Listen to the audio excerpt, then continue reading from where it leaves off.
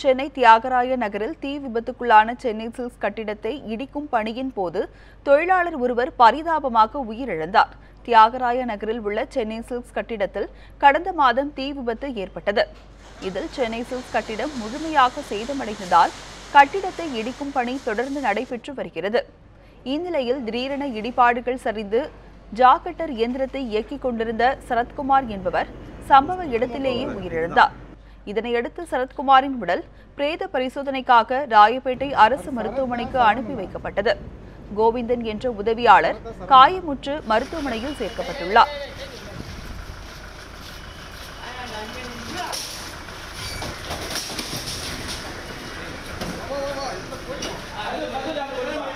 போயிட்டு எங்கள் குடும்பத்துக்கு நிறைய சூழ்நிலைக்கு தான் சார் அனுப்பணும்.